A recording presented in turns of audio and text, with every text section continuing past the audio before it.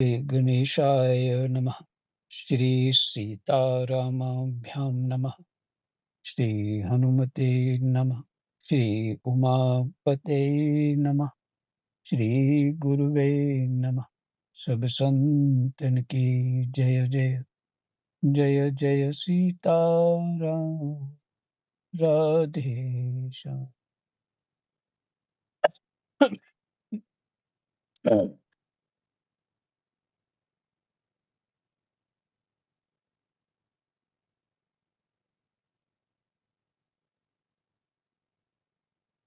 तो भगवान स्वकिया और परकिया का जो भेद है, जो इस जगत की मर्यादा में है, ठीक है। लेकिन परमात्मा के लिए कोई भी स्वकिया परकिया नहीं हो सकता, क्योंकि वो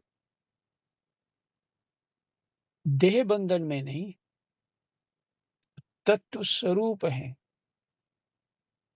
और विकारों को दूर करने के लिए ये मर्यादाएं होती हैं।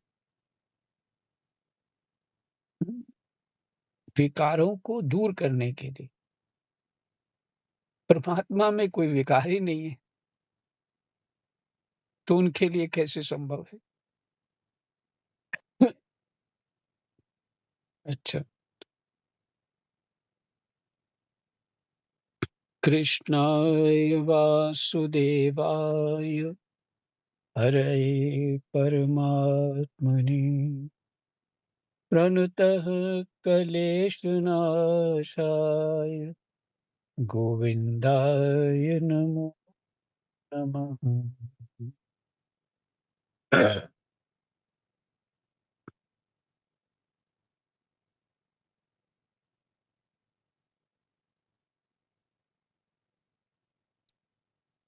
ऐसी स्थिति में जार भाव और औपत्य औपपत्य का कोई लौकिक अर्थ नहीं रह जाता।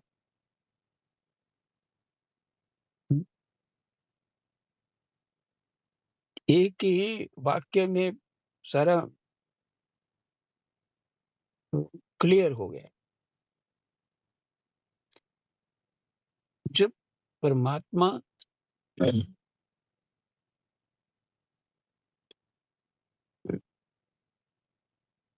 ऐसे परमात्मा कोई साधक नहीं है। ये सब जो है साधकों के लिए है, और जो साधक नहीं है उनके लिए तो कुछ भी नहीं।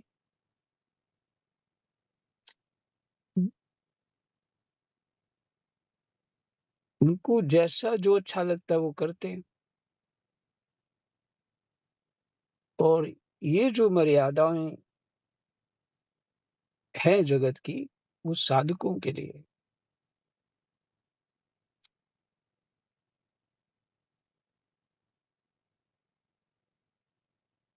ऐसी स्थिति में जार भाव और औपपत्य का कोई लौकिक अर्थ नहीं रह जाता।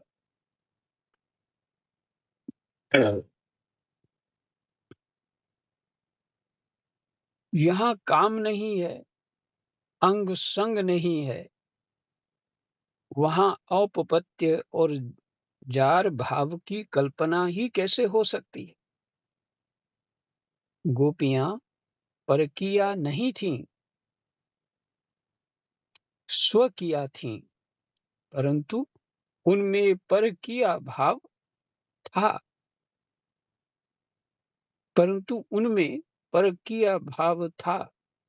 परकिया होने में और परकिया भाव होने में आकाश पाताल का अंतर है।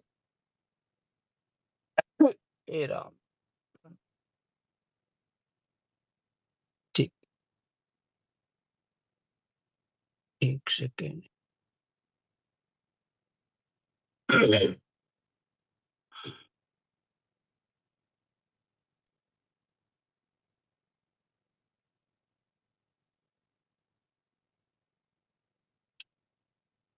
परकीया होने में, परकीया भाव होने में आकाश पाताल का अंतर है।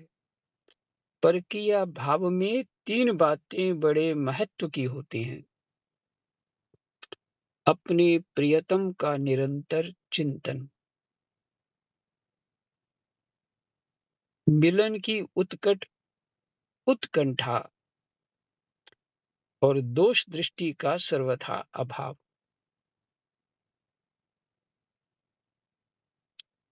परकीया भाव में 3 बातें बड़े महत्व की होती हैं। अपने प्रियतम का निरंतर चिंतन, राम, मिलन की उत्कंठा माने इच्छा या उत्कंठा, और दोष दृष्टि का सर्वथा अभाव।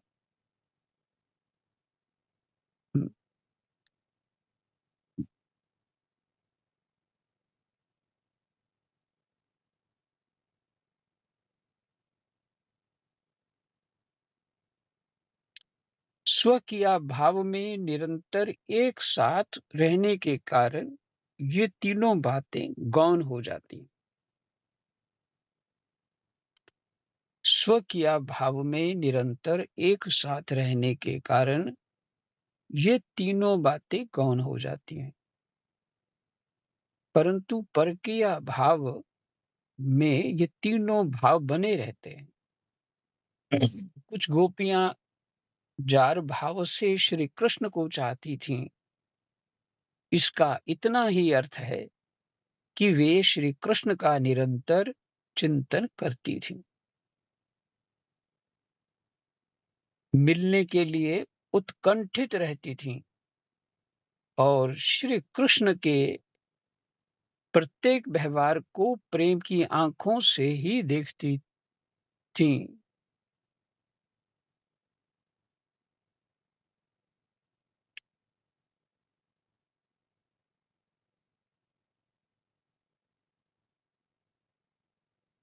कुछ गोपियां जार भाव से श्री कृष्ण को चाहती थीं। इसका इतना ही अर्थ है कि वे श्री कृष्ण का निरंतर चिंतन करती थीं। मिलने के लिए उत्कंठित रहती थीं और श्री कृष्ण के प्रत्येक व्यवहार को प्रेम की आंखों से ही देखती थी। प्रेम की आंखों से ही देखती थी। चौथा भाव विशेष महत्व का और है। वह यह है कि स्वकीय अपने घर का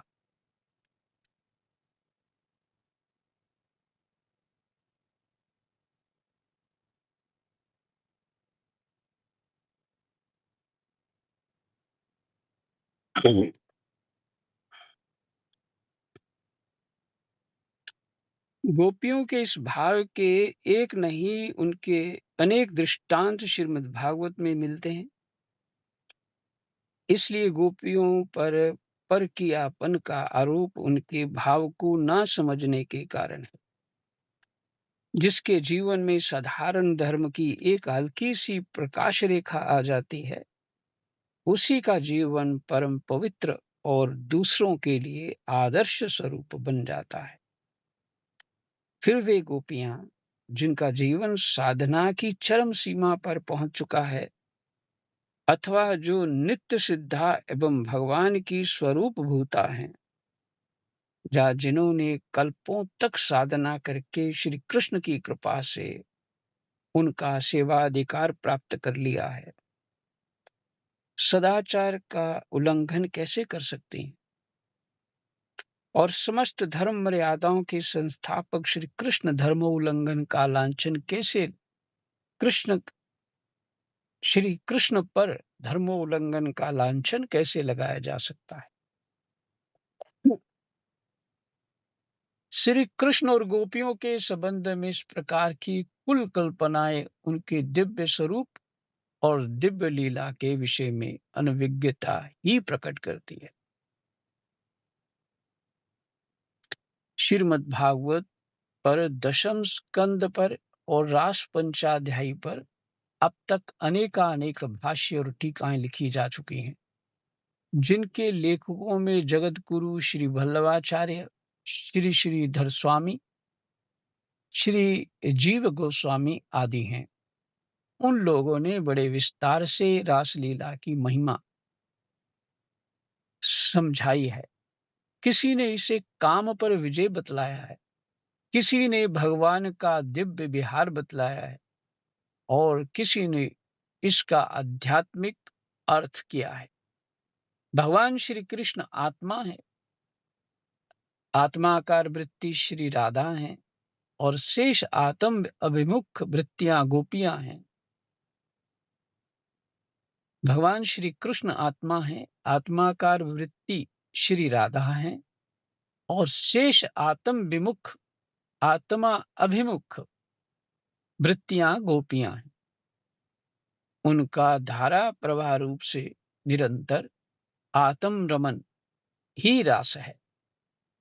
किसी भी दृष्टि से देखे रासलीला की महिमा अधिकाधिक प्रकट होती है, परंतु इससे ऐसा नहीं मानना चाहिए कि श्रीमद् भागवत में वर्णित रास या रमन प्रसंग केवल एक रूपक या कल्पना मात्र है। वह सर्वथा सत्य है, और जैसा वर्णन है वैसा ही मिलन विलास आदि रूप श्रृंगार का रसास्वादन भी हुआ था। भेद इतना ही है कि वह लौकिक स्त्री पुरुषों का मिलन ना था।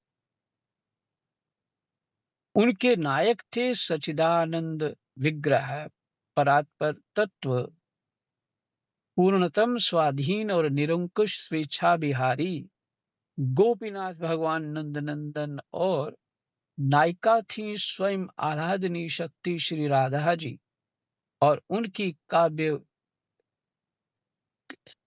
काय व्यूह रूपा उनकी काय व्यूह रूपा उनकी घनीभूत मूर्तियां श्री गोपीजन। अतएव इनकी ये लीला अप्राकृत थी। सर्वथा मीठी मिश्री की अत्यंत कड़वे इंद्रायण तुम्बे जैसी कोई आकृति बना ली जाए, सर्वथा मीठी मिश्री की अत्यंत कड़वे तुम्बे जैसी कोई आकृति बना ली जाए, जो देखने में ठीक तुम्बे जैसी ही मालूम हो, परंतु इसमें असल में क्या वह मिश्री का तुम्बा कड़वा थोड़े ही हो जाता है। ये लौकिक दृष्टांत दिया उन्होंने। क्या तुम्बे के आकार की होने से मिश्री के स्वाभाविक गुण मधुरता का अभाव हो जाता है? नहीं रहता मधुरता, अर्थात नहीं, मधुरता रहती है। नहीं नहीं, वह किसी भी आकार में हो, सर्वत्र सर्वदा और सर्वथा केवल मिश्री ही मिश्री है, बल्कि इसमें लीला चमत्कार की बात जरूर है। लोग समझते हैं कड़ुआ तुम्बा और होती है वह मधुर मिश्री। इसी प्रकार अखिल रसामृत सिंधु सच्चिदानंद विग्रह भगवान श्री कृष्ण और उनकी अंतरंगा अभिन्न स्वरूपा गोपियों की लीला भी देखने में कैसी ही क्यों ना हो, वस्तुतः वह सच्चिदानंदमयी ही है। उसमें सांसारिक गंदे काम का कड़वा स्वाद है ही नहीं। हाँ, ये अवश्य है कि लीला की नकल किसी को नहीं करनी चाहिए, करना संभव भी नहीं है। माइक पदार्थों के द्वारा मायातीत भगवान का अनुकरण कोई कैसे कर सकता है? कड़वे तुम्बे को चाहे जैसी सुंदर मिठाई की आकृति दे दी जाए, उसका कड़वापन कभी नहीं मिट सकता। इसलिए जिन मोहग्रस्त मनुष्यों ने श्री कृष्ण की रास आदि अंतरंग लीलाओं का अनुकरण करके नायक नायिका का रसास्वादन करना चाहा या चाहते हैं, उनका घोर पतन हुआ है और होगा। श्री कृष्ण कि इन लीलाओं का अनुकरण तो केवल श्री कृष्ण ही कर सकते हैं। इसलिए सुखदेव जी ने रास पंचाध्यायी के अंत में सबको सावधान करते हुए कह दिया है कि भगवान के उपदेश तो सब मानने चाहिए, परंतु उनके सभी आचरणों का अनुकरण नहीं करना चाहिए। जय जय सीताराम। राधे श्याम। कृष्णाय वासुदेवाय हरे परमात्मने प्रणतः क्लेशनाशाय गोविन्दाय जय जय।